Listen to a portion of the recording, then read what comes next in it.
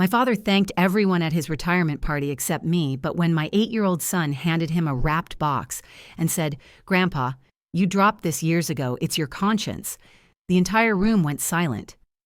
Picture this. You're standing in a room full of people who've known you your entire life, wearing your best dress, holding your breath, waiting for your father to acknowledge that you exist. And then, he doesn't. Not even a glance in your direction. That was me 3 months ago at the Riverside Country Club, watching my father Robert give his retirement speech after 40 years in banking. I'm Sarah Chen, and I've spent 34 years trying to earn my father's approval. I graduated summa cum laude from Northwestern, built a successful marketing career, and I'm raising an incredible 8-year-old son named Tommy as a single mom. But none of that has ever seemed to matter to my dad because I committed the unforgivable sin of being born female in a family where sons are everything. The banquet hall was packed with 200 people, colleagues from First National Bank, family friends, neighbors, even distant relatives who flew in from California. Crystal chandeliers cast warm light over round tables draped in white linens, and there were photo displays everywhere showcasing Dad's career highlights. I'd spent weeks planning this party with my mother Lily, who as usual was running around making sure everyone had enough food while avoiding any real conversation about our family's issues. My brother Marcus stood near the bar in his perfectly tailored suit, already working the room like the successful lawyer he is. At 31, he's everything my father wanted in a child: confident, ambitious, and most importantly, male. Dad's face literally lights up whenever Marcus walks into a room, the same way it dims whenever he looks at me. Tommy sat beside me at our table, quietly coloring in his dinosaur activity book. He's the brightest kid I know, with these huge brown eyes that seem to absorb everything around him. People always comment on how mature he is for 8 years old, but I think he's just learned to read the room the way children do when adults aren't handling their emotions well. As Dad took the microphone, I felt that familiar flutter of hope in my chest. Maybe this time would be different. Maybe after 4 decades, he'd finally see me. I smoothed down my navy blue dress, the one he'd complimented once at a family dinner 2 years ago, and straightened in my chair. "I want to thank so many people who've made my career possible," Dad began, his voice carrying easily across the room. He thanked his golf foursome for keeping him sane during stressful times. He thanked Janet, his secretary, for organizing his life for 15 years. He thanked the parking garage attendant for always saving him a good spot. He even thanked the owner of Luigi's Deli for making the best sandwiches in downtown Chicago. With each name he mentioned, my stomach sank a little deeper. I watched him scan the room, making eye contact with people, smiling warmly as he acknowledged their contributions to his life. When his eyes passed over me without stopping, I felt that old familiar ache, the one I'd been carrying since childhood. "And of course, I have to thank my son Marcus," Dad continued, his voice swelling with pride, "for carrying on the family legacy and showing me what success really looks like." Marcus raised his wine glass with that smug smile I knew so well, and that's when he leaned over and whispered the words that nearly broke me. "Well, you were never really a son, were you? Dad's just being honest about what matters." I gripped my wine glass so tightly I thought it might shatter. 40 years of being overlooked, dismissed, and treated like a consolation prize crashed over me all at once. But then I looked at Tommy, who had stopped coloring and was watching this whole scene unfold with those perceptive eyes of his. In that moment, I realized something that would change everything. This wasn't just about me anymore. Tommy was learning that this treatment was normal, that some people in families matter more than others, that love comes with conditions. And I couldn't let that happen. What happened next surprised everyone in that room, including me. Sometimes the most powerful truths come from the smallest voices, and sometimes an 8-year-old can see what adults choose to ignore. You need to understand something about my family to get why that moment hit so hard. I grew up in a house where being born female meant being born apologetic. My parents immigrated from Taiwan in the 1980s with traditional values deeply embedded in their hearts. And in their world, sons carry the family name forward, while daughters eventually belong to someone else's family. I learned early that my achievements would always be footnotes to Marcus's existence. When I brought home straight A's in high school, Dad would nod and say, "That's nice, honey." But when Marcus got a B+ in chemistry, it was cause for celebration because boys have so many distractions. When I got accepted to Northwestern with a partial scholarship, the dinner conversation was about whether Marcus would choose Harvard or Yale for law school. The crazy thing is, I kept trying. I graduated summa cum laude with a degree in marketing, thinking maybe academic excellence would finally earn his respect. I built a career at Morrison & Associates, one of Chicago's top marketing firms. I worked 60-hour weeks, landed major clients, and earned promotions faster than anyone in company history. But every time I called home with good news, Dad would somehow steer the conversation back to Marcus's latest courtroom victory, or his beautiful wife, Jennifer. 2 years ago, my marriage to David fell apart. Not because of anything dramatic. We just grew into different people who wanted different things. The divorce was amicable. But Dad's reaction was predictable. Maybe if you'd focused more on being a wife instead of chasing career nonsense, this wouldn't have happened. Meanwhile, when Marcus got divorced 3 years earlier because he cheated on his first wife, Dad's response was, "These things happen to successful men." So here I was at this retirement party, 34 years old, successful by any reasonable measure, but still that little girl desperately seeking approval. I'd spent 3 weeks planning this event with Mom, who has perfected the art of keeping peace by pretending problems don't exist. She suggested the country club, coordinated with Dad's secretary Janet for the guest list, and spent hours in the kitchen making his favorite dumplings from scratch. I brought Tommy because I wanted Dad to see us as a family unit, to understand that I was building something meaningful, even if it didn't look traditional. Tommy is this incredible kid who reads chapter books, builds elaborate Lego cities, and asks questions that make adults stop and think. At 8 years old, he already shows more emotional intelligence than most of the adults in our family. Walking into that oak room, I felt hopeful for the first time in months. The decorations were perfect. Retirement banners in Dad's favorite blue and gold, tables arranged just how he liked them, and those photo displays Mom had assembled to showcase his career. But as I looked closer at those pictures, the old familiar sting returned. There was Dad's graduation from the University of Chicago Business School, his first day at First National Bank, his promotion to vice president, his golf tournament wins. There were pictures of Marcus's law school graduation, his wedding, his partnership announcement at the firm. But scanning those displays, I couldn't find a single photo of my Northwestern graduation, my first big client presentation, or even Tommy's birth.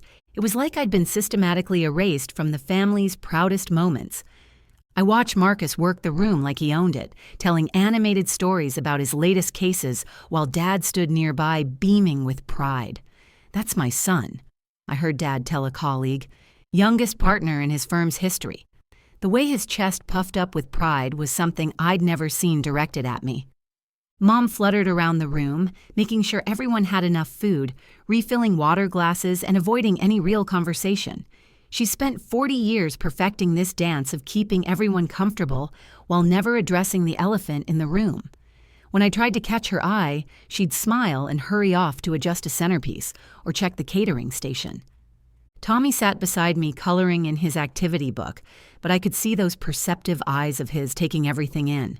He's always been observant, probably because children learn to read adults' emotions for survival. He'd ask me later why Grandpa didn't hug me the way he hugged Uncle Marcus, and I'd have to find an answer that didn't crush his 8-year-old heart. As Dad prepared to give his speech, I smoothed my dress one more time and held on to that stubborn hope that maybe finally this would be my moment too. When Dad stepped up to the microphone, the room fell into that expectant hush you get at important moments. 200 people turned their attention to the guest of honor, wine glasses paused halfway to lips, conversations trailing off mid-sentence. I felt my heart start to race with that familiar cocktail of hope and dread. "Good evening, everyone," Dad began, his voice strong and confident, even at 65. 40 years ago, I walked into First National Bank as a junior loan officer with more ambition than sense. The room chuckled appreciatively. He looked so distinguished up there in his charcoal gray suit, the same one he'd worn to Marcus's law school graduation. I straightened in my chair and smoothed my dress again. Tommy looked up from his coloring book, sensing something important was happening. "Is Grandpa going to say something about us, Mommy?" he whispered. I put my finger to my lips and squeezed his hand, my own way of saying, "I hope so, baby." Dad launched into stories about his early days at the bank, the long hours, the difficult clients, the satisfaction of helping families buy their first homes. He was a natural storyteller, and I found myself genuinely enjoying his memories despite my nerves. Maybe this was going to be different. Maybe he'd evolved. But none of this would have been possible without the people who supported me along the way, Dad continued, and my pulse quickened. This was it. This was where he'd acknowledged the family who stood behind him through 4 decades of 12-hour days and weekend work calls. First, I want to thank my golf foursome, Bill, Frank, and Jerry. These guys kept me sane every Saturday morning, rain or shine. The 3 men raised their glasses from their table near the front, grinning like teenagers. Dad beamed at them with genuine affection. I want to thank Janet Rodriguez, my secretary for the past 15 years. Janet, you've organized my chaos and made me look far more competent than I actually am. Janet, a sweet woman in her 50s, dabbed at her eyes with her napkin while the room applauded. My stomach started to tighten, but I told myself to be patient. Of course, he'd thank his professional colleagues first.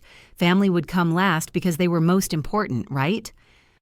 I want to thank Lou at the parking garage, who always saved me the spot closest to the elevator, even when I was running late. More laughter, more applause. And Maria at Luigi's Deli, who knew exactly how I liked my pastrami sandwich and had it ready every Tuesday for lunch. The knot in my stomach was growing larger. He was thanking the sandwich lady before his own family, but I kept that smile plastered on my face because 200 people were watching, and I'd learned long ago not to show my disappointment in public. I want to thank my neighbors, the Johnsons, for covering our mail whenever we traveled. Check. My dentist, Dr. Patterson, for keeping my smile camera ready for all those corporate photos. Check. The grounds crew here at Riverside for maintaining the most beautiful golf course in Illinois. Check. Tommy had stopped coloring entirely and was watching my face with those perceptive 8-year-old eyes. He could sense my tension even if he didn't understand it.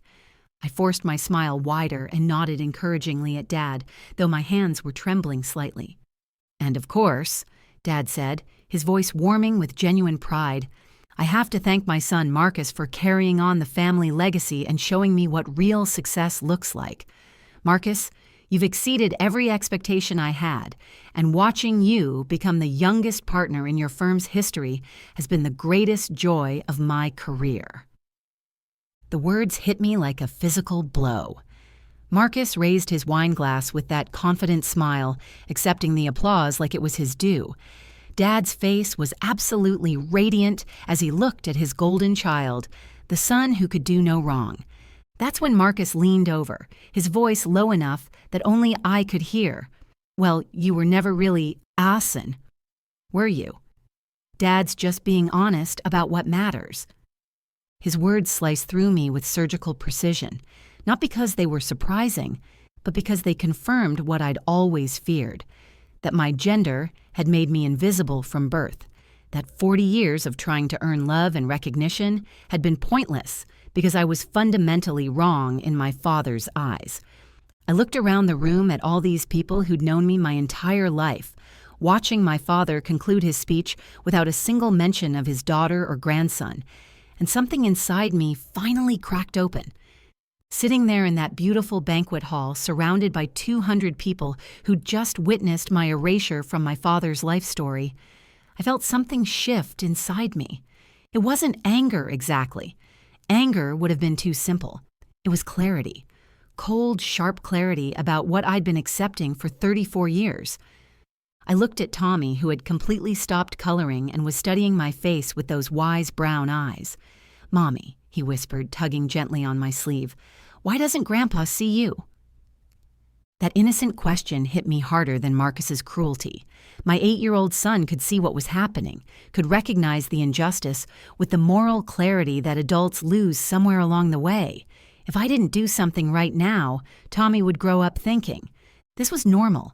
He'd learn that love comes with conditions, that some people in families matter more than others, that it's okay to make someone invisible just because they don't fit your expectations. I couldn't let that happen. I wouldn't let that happen. As Dad finished his speech and people began approaching him with congratulations and gifts, I watched the familiar dance begin.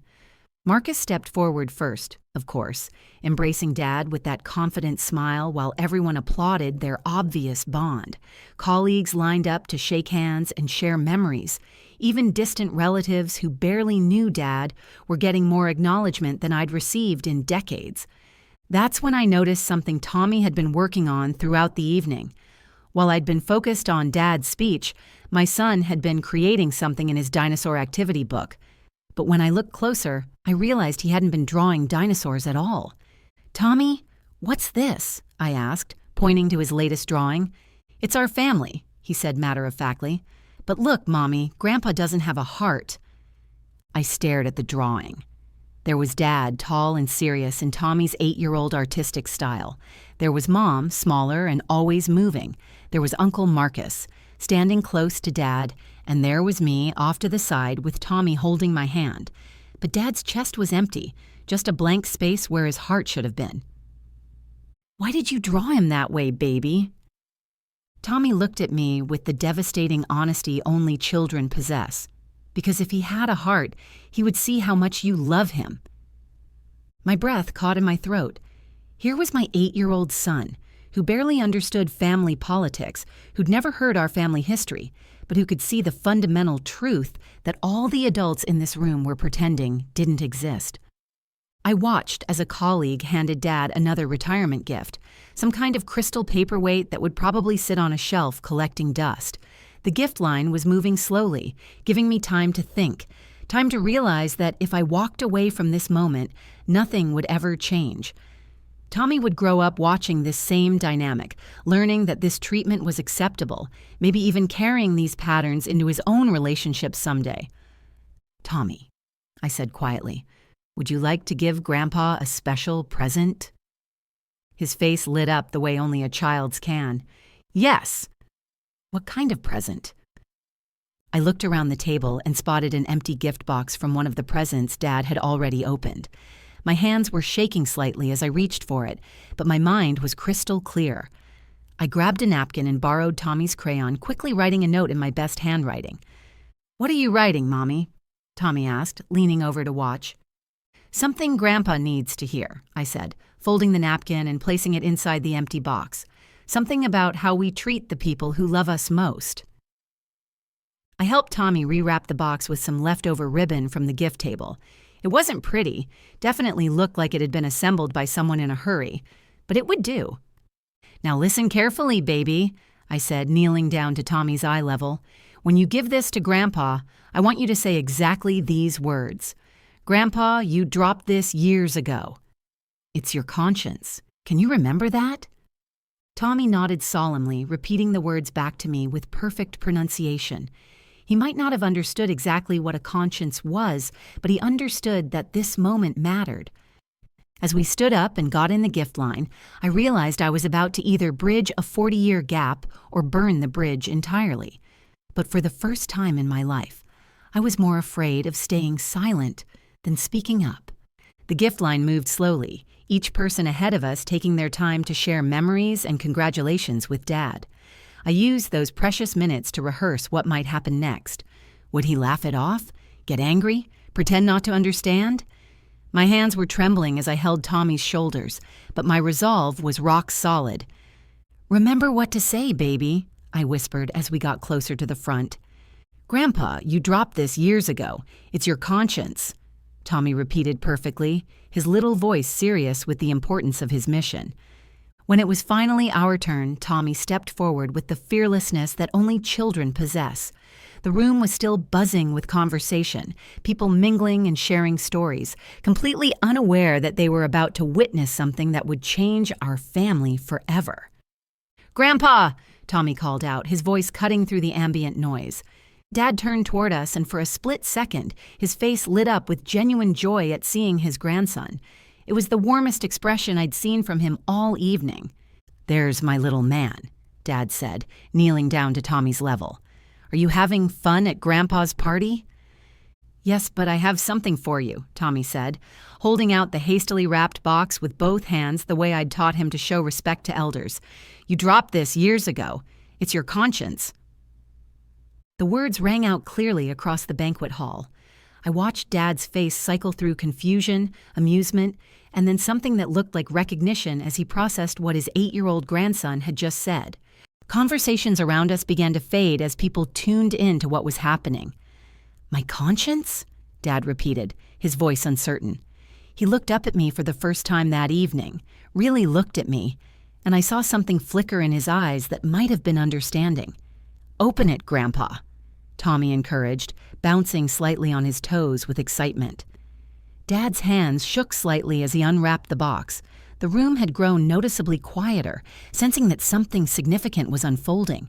When he lifted the lid and found my note written on a cocktail napkin in blue crayon, the silence became complete.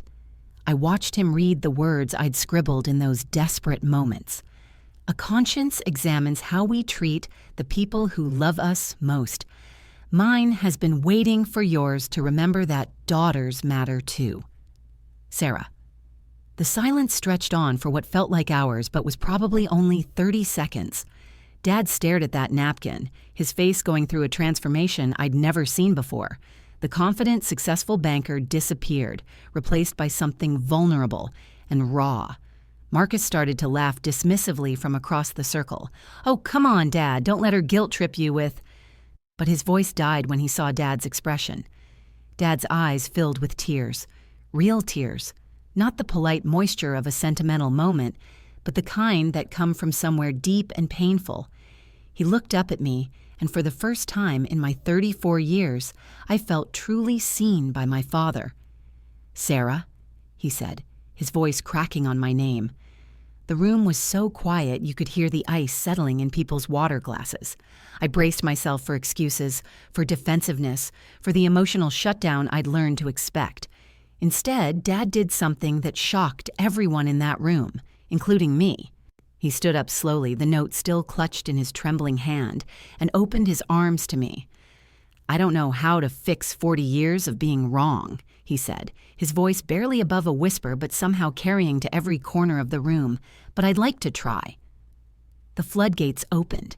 40 years of waiting, hoping, trying, and failing crashed over me all at once. I stepped into his arms and felt them close around me for the first time since I was Tommy's age. He was crying. I was crying. And even Tommy was looking up at us with wide, satisfied eyes like he'd just solved the world's most important puzzle. "I'm sorry," Dad whispered into my hair. "I'm so sorry, sweetheart. I see you. I've always seen you. I just didn't know how to show it." The room erupted in a mixture of gasps, murmurs, and scattered applause. But all I could focus on was this moment, my father's arms around me, his voice calling me sweetheart, and the feeling that maybe, finally, I was enough exactly as I was. Tommy tugged on Dad's pants leg. "Now Grandpa has his heart back," he announced to the room, and somehow that 8-year-old's observation was the most profound thing anyone had said all evening. The minutes that followed were unlike anything our family had ever experienced. Dad and I stood there holding each other while 200 people watched this 40-year wound finally begin to heal. When we finally pulled apart, both of us tear-stained and emotionally raw, the room was so quiet you could hear Tommy's crayons rolling around in his activity book. That's when Mom did something that shocked me even more than Dad's embrace. She stepped forward, her usually perfect composure completely shattered, and for the first time in my memory, she spoke her truth. "I should have said something sooner," she said, her voice shaking but determined. "We all should have. Sarah, I watched you try so hard for so many years, and I said nothing because I thought keeping peace was more important than fighting for what was right. I was wrong." The transformation rippling through our family was visible to everyone in that room. Marcus, who'd been standing frozen with his mouth slightly open since Dad started crying, finally found his voice. But instead of his usual confidence, there was something uncertain, almost vulnerable in his tone. "Dad, I never realized," he stammered, running his hand through his perfectly styled hair. "I mean, I knew you treated us differently, but I thought that was just how families worked. I thought I was supposed to be the favorite." Dad turned to Marcus, still holding my hand like he was afraid I might disappear. "Son, being proud of you was never supposed to mean ignoring your sister. I failed both of you in different ways." What happened next was a conversation our family had needed for decades. Right there in that banquet hall, surrounded by colleagues and friends, we started saying things that should have been said years ago. It wasn't pretty or polished. There were tears, awkward silences, and moments when old patterns tried to reassert themselves. But it was real in a way we'd never been before. Tommy, bless his 8-year-old heart, appointed himself the family therapist. "Uncle Marcus," he said seriously, tugging on his uncle's suit jacket, "you should say sorry to Mommy, too. She's really nice when people are nice to her." Even Marcus couldn't help but smile at that. "You're right, buddy," he said, looking at me with something that might have been respect for the first time in our lives. "Sarah, I'm sorry. I've been a terrible brother because I was scared that if Dad loved you too, there wouldn't be enough left for me." That honesty broke something open in all of us.